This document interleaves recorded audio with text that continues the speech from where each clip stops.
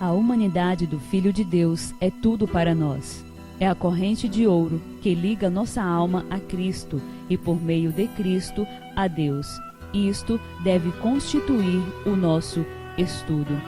O Ministério A Verdade para o Tempo do Fim traz a você a série Destituído de Sua Glória, apresentada por Alexandre Bernardes.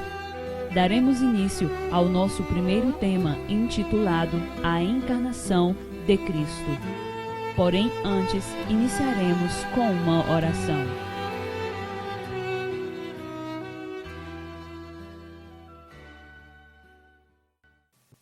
Oremos. Pai eterno e bondoso Deus, agradecemos a Ti pelo dom que nos deste, que foi o Teu Filho amado Cristo vindo morrer por nós. E ao estudarmos sobre a humanidade de Cristo, ó Pai, devemos tirar nossas sandálias, pois estamos pisando em solo sagrado. E pedimos que o Senhor nos dê compreensão, na medida do possível, sobre este assunto tão maravilhoso, pois sabemos que ao compreendê-lo corretamente, dará a nós todo um colorido aquilo que nós cremos acerca da salvação. Pedimos, portanto, então, a partir de agora, a sabedoria e a mente de Cristo. Nos dê o Espírito Santo para tratar deste assunto segundo a Tua vontade, para compreendê-lo e para colocar em prática em nossa vida os pontos principais deste assunto. Em nome do Senhor Jesus Cristo que pedimos e agradecemos. Amém. Queridos amigos e amigas, irmãos e irmãs, um dos assuntos mais fantásticos da Bíblia é a encarnação do Filho de Deus. E para estudarmos esse assunto, precisamos realmente orar muito e tirar nossas sandálias, né? Usando aqui uma figura de linguagem, porque é pisar em solo sagrado. A palavra de Deus nos diz o seguinte em Romanos, carta de Paulo aos Romanos, capítulo 8, versículo 3, que diz assim: se você tiver a Bíblia, você pode ir abrindo comigo ou pode ir anotando as passagens e depois conferir com o tempo. Romanos 8:3.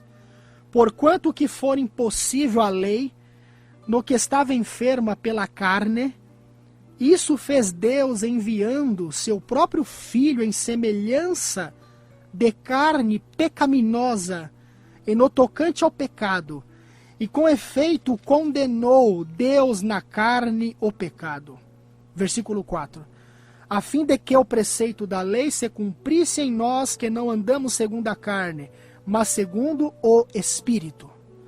Nós vemos aqui então um texto extraordinário, mostrando que Jesus veio em semelhança de carne pecaminosa. É uma palavra forte, não é mesmo? Ao mencionarmos ou ao lermos esse texto, alguns poderão ter até a impressão de que se Jesus ele assumiu uma carne pecaminosa, ele então era um pecador, ou ele foi culpado de pecado. Durante esta série nós responderemos a todas essas questões. Isso que eu acabei de dizer é tão verdade. A minha Bíblia é uma Bíblia João Ferreira de Almeida, revista atualizada com notas de rodapé. Eu quero deixar claro aqui que, para mim, o que vale é a parte inspirada da Bíblia. Comentários de rodapé não são inspirações. Obviamente que alguns comentários podem realmente ter base bíblica, ou seja, estão de acordo com a própria inspiração das Escrituras Sagradas, ou seja, com os próprios textos inspirados. E há um comentário sobre este texto que eu acabei de ler, especialmente o versículo 3, que eu achei interessante nesta Bíblia aqui, que diz assim, ó: a palavra semelhança, olha o que o autor do rodapé disse, a palavra semelhança é crucial, pois indica que Jesus era genuinamente humano, mas não era um homem pecaminoso. Interessante essa questão. Nós vamos entender este assunto aqui ao longo da nossa série. Por exemplo, lá em Hebreus capítulo 2, gostaria que vocês abrissem para mim em Hebreus capítulo 2. Hebreus, carta de Paulo aos Hebreus capítulo 2, do versículo 14 ao 18. Preste atenção. Visto, pois, que os filhos têm participação comum de carne e sangue, destes também ele, então está se referindo aqui à pessoa de Jesus, igualmente participou. Ou seja, nós possuímos, ou seja, quando nós nascemos, em outras palavras, o texto está dizendo, não é, que ao nascermos nós possuímos uma natureza humana, uma carne, né? Hoje nós temos, por exemplo, vivemos num mundo de podemos dizer assim, de 6.000 anos de pecado. Quando Jesus veio a este mundo, e ele era 100% homem, 100% Deus, não é? Ao assumir a natureza humana, ele assumiu uma natureza humana quando o mundo já tinha 4.000 anos de pecado, isso na época dele. Então, interessante que assim como nós participamos desta natureza, desta carne, diz que ele também igualmente participou, para que por sua morte destruísse aquele que tem o poder da morte, a saber, o diabo. E livrasse a todos que pelo pavor da morte estavam sujeitos à escravidão por toda a vida. E aí no versículo 16 diz ainda mais claramente: pois ele, ou seja, Jesus, evidentemente não socorre a anjos, mas socorre a descendência de Abraão. Em outras palavras, Jesus, ao vir a este mundo, ele assume a natureza humana na descendência de Abraão. Interessante essa questão. Depois a gente vai tratar mais a fundo esses pormenores. Versículo 17 agora. Por isso mesmo convinha que em todas as coisas se tornasse semelhante aos irmãos, para ser misericordioso e fiel sumo sacerdote nas coisas referentes a Deus, e para fazer propiciação pelos pecados do povo. E aí o versículo 18 termina dizendo: pois naquilo que ele mesmo sofreu, tendo sido tentado, é poderoso para socorrer os que são tentados. E aí, ainda na carta de Paulo aos Hebreus, capítulo 4, versículo 15, nós temos o seguinte texto que diz assim: porque não temos sumo sacerdote que não possa compadecer-se das nossas fraquezas.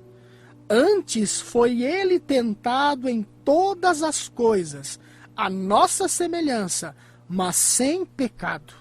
E aí o versículo 16, podemos incluí-lo também, diz assim: acheguemo-nos, portanto, confiadamente junto ao trono da graça, a fim de recebermos misericórdia e acharmos graça para socorro em ocasião oportuna.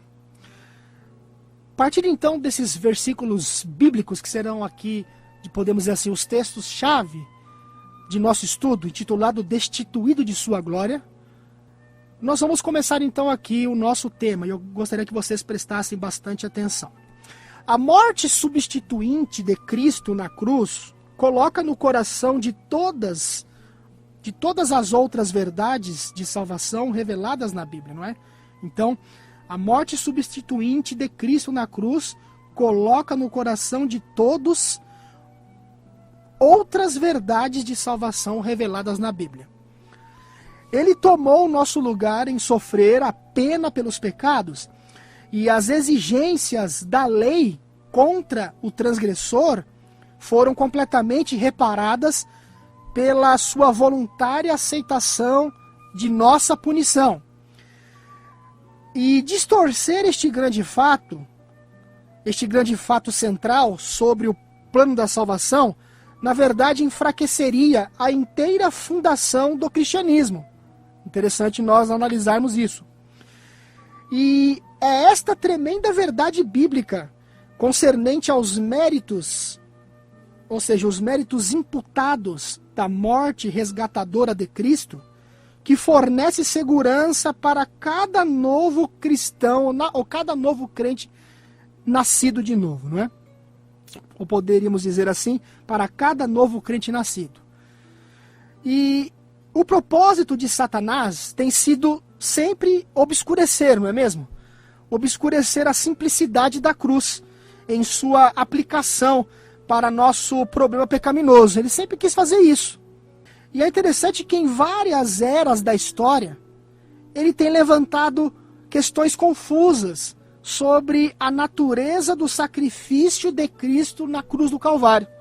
Ele tem feito isso em várias eras. E inclusive antigos registros cristãos revelam que certos grupos não acreditavam, por exemplo, na inteira divindade de nosso Senhor Jesus. Não sei se vocês sabiam disso, mas há grupos que não acreditavam na inteira divindade de Cristo. Por exemplo, os arianos, por exemplo, eles ensinavam que Jesus era apenas um ser criado. Tá? E havia uma outra escola de teologia também, que cria que a morte de Cristo foi apenas uma aparência, e que não constituiu uma situação real de morte.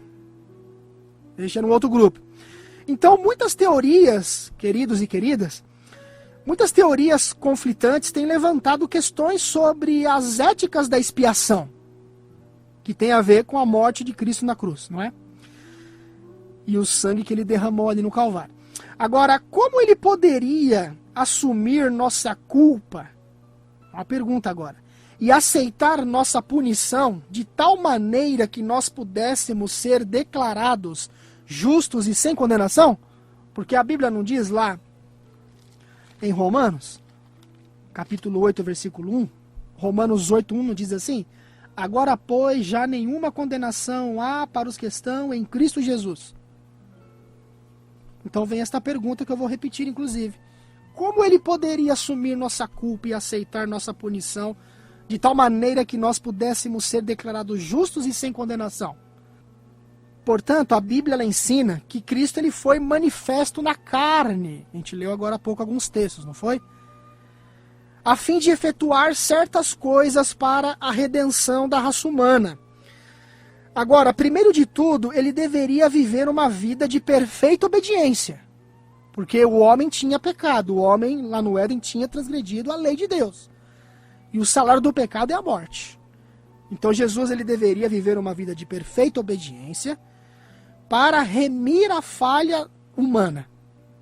E em segundo lugar, ele precisaria assumir a culpa do homem por ter quebrado a lei de Deus. E sofrer a pena da morte demandada pela lei, porque o que a lei requeria era a morte. Havia acontecido transgressão. A Bíblia diz que o pecado é a transgressão da lei. E o salário do pecado é a morte. Então alguém teria que pagar este preço. Então, estas duas coisas, meus queridos e minhas queridas, essas duas coisas poderiam então ser creditadas. Essas duas coisas, que no caso seria a sua morte expiatória e a sua perfeita obediência. Você percebeu? A sua morte expiatória na cruz e a sua perfeita obediência. Essas duas coisas poderiam então ser creditadas para todos os que aceitassem a Jesus como seu divino substituto. Então, por meio da fé, o pecador ele poderia, por exemplo, ser contado como tendo pago sua pena de morte e viver uma vida de perfeita obediência. Então, esta experiência, chamada justificação pela fé, né, você já deve ter estudado isso, justificação pela fé, é o centro de todo ensinamento protestante. Por exemplo, a maioria dos que estão nos ouvindo agora são de linha ou de pensamento protestante. Então, isso é o centro de todo ensinamento protestante sobre a salvação. E de acordo com esta bela doutrina bíblica, o pecador arrependido agora fica perante Deus como se ele mesmo tivesse cumprido a pena. E ao mesmo tempo, o seu registro passado de queda e desobediência é coberto pelos méritos imputados da perfeita obediência que Cristo viveu. Assim que ele pode ser contado como justificado. É dessa forma. Como se ele nunca tivesse pecado. É mais ou menos assim. Agora, é interessante nós analisarmos também que qualquer ensinamento que afasta da efetividade desta admirável troca que acabamos de ler, deve ser considerada a mais perigosa heresia. Então, qualquer doutrina que faça ser impossível Cristo viver uma vida perfeita na carne, porque ele era 100% homem, e vamos aprofundar isso mais adiante. Então, qualquer doutrina que faça ser impossível Cristo ter vivido uma vida perfeita na carne, ou morrer como substituto do homem, deve ser considerada uma inimiga da justiça.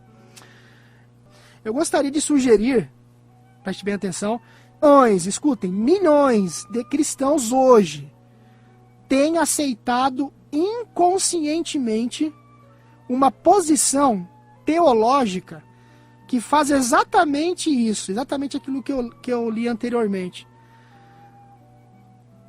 Então, muitos daqueles que estão enganados nesta questão creem, na verdade, que eles estão honrando a Cristo. Na verdade, eles acham que estão crendo corretamente, que estão, de fato, honrando a Cristo, ao sustentar, então, esta visão.